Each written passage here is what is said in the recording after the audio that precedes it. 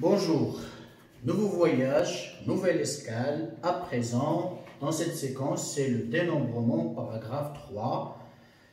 On va essayer de comprendre ce que veut dire modèle de dénombrement et ça va servir à quoi. Alors, pour cela donc, on va considérer un ensemble E formé par trois éléments A, B et C. Imaginons par exemple qu'on met ces éléments-là dans un sac. Par exemple, mon élément A, mon élément B, mon élément C. Et que notre but est de faire deux choix parmi ces éléments-là. Alors, on peut bien sûr choisir A avec B, choisir A avec C. Ça peut se faire suivant trois façons différentes. Et ces trois vont reposer sur trois angles de vue différents. Alors, un premier angle de vue consiste à faire quoi? On va, par exemple, le premier, choisir A avec B. On peut choisir A avec C. On peut choisir B avec C. De façon simple, ça, c'est un premier angle de vue. Un deuxième angle de vue, on peut par exemple choisir A avec B, A avec C, B avec C, mais on peut aussi ajouter B avec A, C avec A, C avec B. Qu'est-ce qu'on a fait? On a changé l'ordre. Entre AB et BA, on a changé l'ordre. Troisième, aussi entre AC et CA, entre BC et CB. Troisième angle de vue, donc on peut, tout comme les premiers, choisir A avec B, choisir A avec C ou B avec C, ou aussi, tout comme le deuxième, B avec A, C avec A et C avec B. Mais on peut aussi ajouter dans ce troisième angle de vue, A avec A, B avec B, C avec C. Donc, ces trois angles de vue différents, puisque déjà le nombre de cas est différent.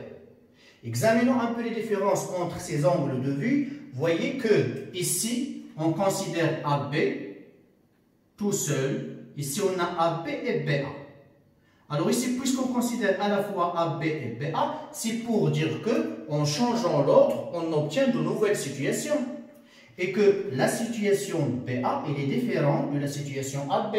Le fait de changer l'ordre va donner naissance à d'autres situations, ce qui n'est pas considéré dans ce premier angle de vue. Dans ce premier angle de vue, on n'a que AB formé par les deux éléments A et B. C'est pour dire que AB, BA, pour lui, c'est la même situation. Donc, il ne considère pas l'ordre, il ne donne pas d'importance à l'ordre. Ici, au contraire, on considère que l'ordre est important et par suite, il donne naissance à de nouvelles situations. Donc, le nombre de cas ici va être supérieur à celui-là. Troisième angle de vue, il considère aussi l'ordre, puisqu'il considère A, B et BA, AC, CA, BC et CB. Donc, l'ordre est important, mais aussi il ajoute ces trois cas-là, AA, BB, CC. Donc, il se donne la permission de répéter le même élément. Et voilà ce qui n'est pas considéré dans les deux autres. Ici, donc, en suivant cet angle de vue, il sera logique de pouvoir répéter le même élément. Donc, trois angles de vue. Dans ce premier-là, l'ordre n'a pas d'importance, il n'y a pas de répétition. Dans cet angle de vue, l'ordre est important, il n'y a pas de répétition. Dans cet angle de vue, l'ordre est important, il y a la répétition. Donc, c'est ce qui fait les trois modèles de dénombrement dont on va parler. Donc, ces trois modèles, qu'est-ce qui va les différencier? Eh bien, c'est ces deux éléments-là, c'est leur façon de se comporter devant l'ordre et la répétition. Alors, le premier modèle, on va appeler les combinaisons.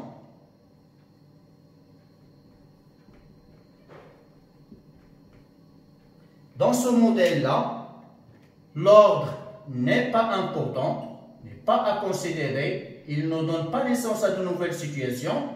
La répétition non plus, elle n'est pas admise, elle n'est pas logique, elle n'a pas de sens dans ce type de situation. Donc, c'est ce qu'on appelle les combinaisons. Et puis, le deuxième modèle qu'on va appeler les arrangements sans répétition, arrangements sans répétition. Alors là, c'est un modèle qui considère, comme on a vu ici, que l'ordre est important, arrangé, c'est ordonné. Donc, il considère que l'ordre est important, mais il n'admet pas la répétition. Il considère que la répétition n'est pas logique suivant son angle de vue. Donc, ici, l'ordre, elle est important, elle est à considérer. Il va donner naissance à de nouvelles situations, alors que la répétition n'est pas admise, n'est pas acceptable, suivant la logique de l'angle de vue. Puis, dernier modèle, c'est ce qu'on appelle les arrangements avec répétition. Alors, on voit bien, il y a le mot arranger, donc l'ordre est important. Il y a le mot avec répétition, donc la répétition est admise, donc l'ordre est important. Aussi, la répétition est admise dans ce genre de situation. Et voilà nos trois modèles que je répète qu'ils reposent sur ces deux éléments-là, à savoir l'ordre et la répétition. Alors, quand est-ce qu'on va utiliser son modèle au lieu d'un autre? Ça dépend de la situation. C'est la situation, c'est le type de situation, c'est les informations qui sont contenues dans la situation qui vont imposer le modèle convenable. On doit bien comprendre cette situation pour pouvoir décider si l'ordre est important ou non, si la répétition est admise ou non, pour finalement bien choisir le modèle convenable. Alors, il y a des exemples où, là, c'est les combinaisons qui vont être convenables, d'autres exemples ici et d'autres exemples ici. Essayons de voir quelques exemples.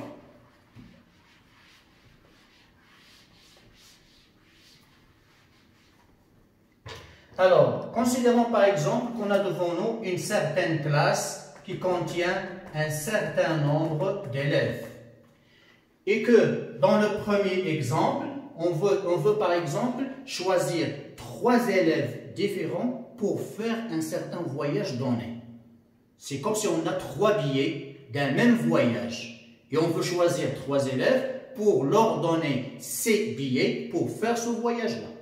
Alors, si par exemple A, B, C est un choix possible, si par exemple l'élève A, l'élève B, l'élève C sont choisis pour faire ce voyage, si on change l'ordre, si B est devenu ici et A à la place de B et C, est-ce que ça va changer la situation?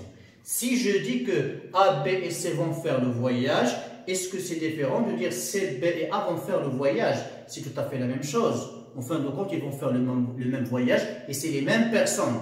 Donc A et B et C vont faire le voyage, c'est la même chose de dire B, C et A vont faire le même voyage, aucune différence. Donc ici, l'ordre n'est pas important. Aussi, on ne peut pas dire que A et C vont faire le voyage, puisqu'en fin de compte, on n'a que 2 élèves, alors que la situation impose d'avoir 3 élèves différents. Donc ici, la répétition n'est pas admise. Donc l'ordre, il n'a pas de sens, l'ordre ici, et la répétition n'est pas admise. Donc le modèle convenable, c'est les combinaisons. Deuxième exemple, supposons que pour la même classe, on va organiser une course dans laquelle on va donner un grand prix au premier, un prix moyen au deuxième et un petit prix au troisième. Si on suppose par exemple qu'un résultat possible de cette course est que A est le premier, B est le deuxième, C est le troisième. Et je rappelle aussi que dans cette situation, il n'y aura pas d'ex-aequo. On suppose qu'on a les techniques nécessaires pour différencier entre les 3 premiers. Donc, pas d'ex-aequo entre les candidats. Donc, si par exemple je considère que A est le premier, B le deuxième, C le troisième, si je change l'ordre entre B et A, par exemple je laisse C dans sa place, alors est-ce qu'on obtient une nouvelle situation ou qu'il s'agit de la même situation? Bien sûr, on obtient une nouvelle situation parce que B étant le deuxième dans la première situation, il devient premier dans notre situation. Avoir un prix moyen est différent d'avoir un grand prix. Donc, en changeant l'ordre, on change de situation. Donc, l'ordre est important dans cette situation. Est-ce que la répétition est admise ici? C'est-à-dire, est-ce qu'un candidat peut être premier et deuxième à la fois, ou bien troisième à la fois? C'est impossible, ça n'a pas de sens. Donc, dans cette situation, l'ordre est important, la répétition n'est pas admise, donc le modèle convenable, c'est les arrangements sans répétition. Et finalement, troisième exemple, toujours concernant la même classe, si par exemple, on va, cette classe-là, les élèves de cette classe vont passer 3 devoirs, un devoir de maths, un devoir de physique et un devoir de SVT. Alors, et on considère qu'un prix concernant les mathématiques va être donné à la première note, à l'élève qui aura la première note, un prix ayant une valeur bien précise, puis un prix pour le premier en physique qui aura une autre valeur différente, et un prix pour SVT qui aura une autre valeur différente. Alors, dans cette situation-là, si je considère que A est le premier en maths, et que B est le premier en physique, et que C est le premier en SVT. Alors, si je change l'ordre, si A est là, B est là, je change l'ordre entre A et B, je laisse C par exemple sa place, est-ce qu'on obtient une nouvelle situation? Oui, tout à fait, on obtient une nouvelle situation parce que être premier en maths, j'aurai le prix concernant les maths. Si je suis premier en physique, j'aurai un prix concernant les physiques, et ce sont deux prix qui sont différents. Et puisque les prix sont différents, donc la situation n'est pas la même. Donc l'ordre est important ici.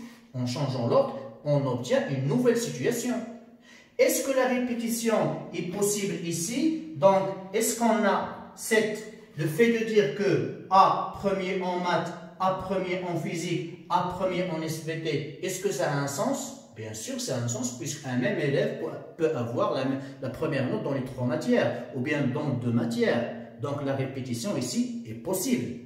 D'où, dans cette situation-là, l'ordre est important, la répétition est admise, elle a un sens. Donc, le modèle convenable, c'est les arrangements avec répétition. Voilà. Donc, ces exemples-là, c'est pour dire que c'est la situation qui impose le bon modèle. C'est suivant le contenu de la situation qu'on doit utiliser ou bien les combinaisons, ou bien les arrangements sans répétition, ou bien les arrangements avec répétition.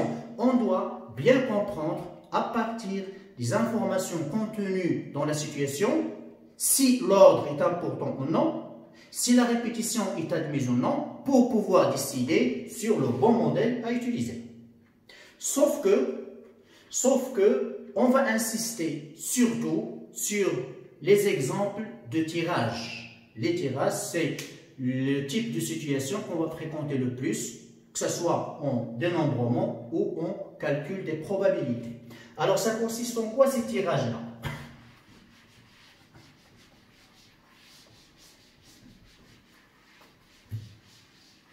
Alors, tirer du boule, on considère une urne, c'est le langage donc, usuel concernant ces situations. Si on a une urne, contenant par exemple 3 boules ayant par exemple la couleur rouge, 2 boules de noir et une verte. Et notre but est de tirer de façon aléatoire par exemple, à partir de cette urne-là, 3 boules. Alors, tirer ces 3 boules à partir de cette urne peut se faire de 3 façons différentes. Ou bien on peut tirer ces 3 boules en même temps. Je mettrai par exemple mes 2 mains, je prends les 3 boules en même temps, je les fais sortir de l'urne. Donc là, ça s'appelle un tirage simultané. Le fait que ce tirage est simultané implique qu'il n'y aura pas d'ordre entre les boules tirées, puisqu'on les fait sortir en même temps. Voilà, donc là, l'ordre n'est pas important. Puisqu'on tire 3 boules à la fois, donc les 3 boules vont être différentes. il n'y aura pas de répétition. Donc ce tirage, qu'on appelle un tirage simultané, est équivalent et correspondant avec les combinaisons. Donc, ce que je vais écrire ici, c'est le tirage, donc tirage simultané.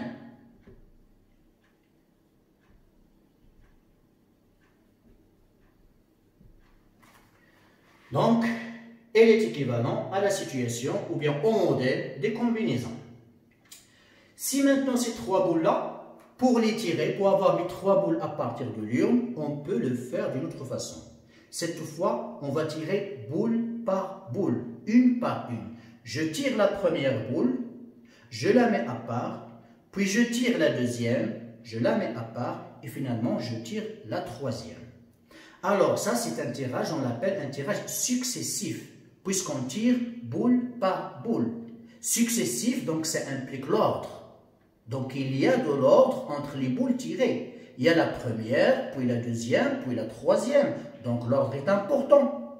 Le fait qu'on ne remet pas la boule dans l'urne fait que la répétition est impossible. Elle n'aura pas de sens, elle ne sera pas possible. Parce que la boule tirée, elle est mise à part, on ne peut pas la tirer une autre fois. Donc, la répétition n'est pas possible. Donc, dans ce tirage, qu'on va appeler tirage successif sans remise, puisqu'on ne remet pas la boule tirée dans l'urne, donc va correspondre au modèle arrangement sans répétition. Donc, je vais écrire ici tirage successif sans remise. Et finalement, ces trois boules-là, on va les tirer une par une, mais de la façon suivante. Je tire ma première boule, j'en note sa couleur, puis je la remets dans l'urne. Puis, une autre fois, je tire la deuxième boule de façon aléatoire, j'en note sa couleur et je la remets dans l'urne. Puis finalement, je tire ma troisième boule et j'en note sa couleur et voilà, mon expérience est terminée, puisqu'il s'agit de tirer trois boules. Alors, c'est déjà successif, puisqu'on tire boule par boule, et c'est avec remise, puisqu'on remet à chaque fois la boule tirée dans l'urne. Le fait que c'est successif implique l'ordre, l'ordre est important. Le fait qu'on remet la boule dans l'urne fait que la répétition est possible, puisque la boule tirée par exemple dans le premier tirage peut être tirée dans le deuxième. Donc on peut bien répéter la même boule, donc la répétition est possible. Donc dans ce type de tirage, l'ordre est important, la répétition est possible, donc le modèle convenable c'est les arrangements avec répétition. Donc ici c'est tirage successif avec remise. Voilà, c'est donc les trois types de tirage, les trois types importants. Il importe bien de bien comprendre ce que veut dire, comment se fait chacun des tirages et le modèle convenable parmi les modèles de dénombrement. Et bien sûr, ce qui est aussi important, c'est de savoir les techniques, de connaître les techniques de calcul convenables, nécessaires pour faire le calcul nécessaire, puisque notre but dans ce cours-là, c'est de chercher des techniques qui vont faciliter la recherche des nombres de cas dans une certaine situation. Donc, lorsqu'on est devant un tirage simultané, ou plus généralement devant des combinaisons, alors la technique de calcul repose sur le nombre qu'on note comme ça, Cp parmi n, ce qu'on peut lire combinaison de P éléments parmi n éléments. Et là, puisqu'il n'y a pas de répétition et qu'on va choisir les P éléments parmi les n éléments, ça suppose donc que P doit être plus petit que n. Dans la deuxième situation, la technique convenable, ça se fait grâce au nombre qu'on va noter A, P parmi n, et qui va se lire bien sûr arrangement sans répétition de P éléments parmi n éléments. Et là aussi, puisqu'il n'y a pas de répétition et qu'on doit arranger P éléments parmi n éléments, ça suppose que P doit être plus petit que n. Et finalement, la technique de calcul convenable dans cette situation-là, c'est une simple puissance, c'est n puissance P. C'est les arrangements avec répétition de P éléments parmi n éléments. Et là, puisqu'on a la possibilité de répéter, ça ne suppose pas que P est plus petit que n. P peut être plus grand que n. On le verra dans les exercices. Donc, voilà en gros, on ajoute donc à ce modèle-là la technique de calcul. CP parmi n, AP parmi n, n puissance P. On sait tous calculer une puissance, mais on ne sait pas encore comment calculer CP parmi n et AP parmi n. Déjà, je précise que ces deux nombres-là peuvent être calculés grâce à votre calculatrice scientifique. Il y a deux touches que vous trouverez dans votre calculatrice, une qui calcule les CP parmi n et une autre qui calcule AP parmi n. Mais il importe bien de savoir les calculer manuellement. C'est ce qu'on va essayer de voir ici.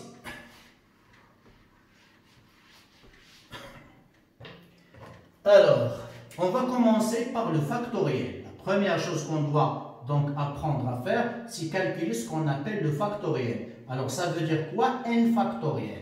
Alors, n factoriel, c'est, on le définit comme ça, c'est 1 fois 2 fois, on remonte jusqu'à n.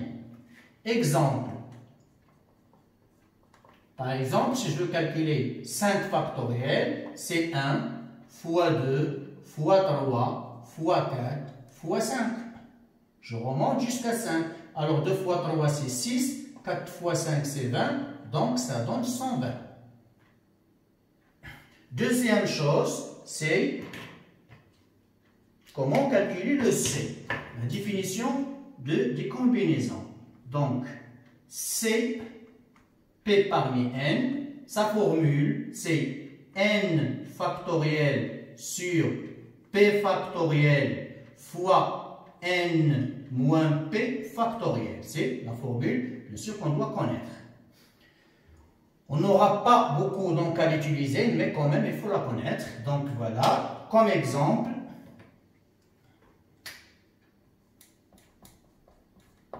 alors C veut dire par exemple le 3 parmi 8. D'après donc notre formule, c'est 8 factoriel sur 3 factoriel fois la différence entre les deux, c'est 5 factoriel. Voilà. Alors, vous voyez qu'on peut simplifier. 8 factoriel, c'est 1 fois 2 fois 3 fois 4 fois 5 fois 6 fois 7 fois 8. Qu'on va diviser par 3 factoriel, alors je le garde ici. Fois 5 factoriel, c'est 1 fois 2 fois 3 fois 4 fois 5. Et vous voyez bien la simplification. Donc, reste 6 fois 7 fois 8 sur 3 factoriel. Alors là, je passe directement à donner donc une petite astuce qui va permettre de calculer directement ce C-là. Déjà, c'est sa définition. Alors, qu'est-ce qu'on fait? Le plus petit, le nombre qu'on a ici, on met au dénominateur son factoriel. Et qu'est-ce qu'on met au numérateur? Je commence par le nombre le plus grand, puis je redescends et je m'arrête lorsque je vais compléter mes 3 nombres. Si j'ai ici 3, je vais écrire ces 3 nombres. Si j'ai 4, je vais écrire 4 nombres en descendant. Donc 8 fois 7 fois 6, je m'arrête ici puisque j'ai déjà fini mes 3 nombres, puisque j'ai ici 3. Donc ce qui va donner 56 fois 6 sur 6, puisque 3 factoriel, 1 fois 3 fois 2 c'est 6, ça se simplifie pour donner finalement 56. Voilà. Et aussi, donc pour calculer l'autre, voilà, donc le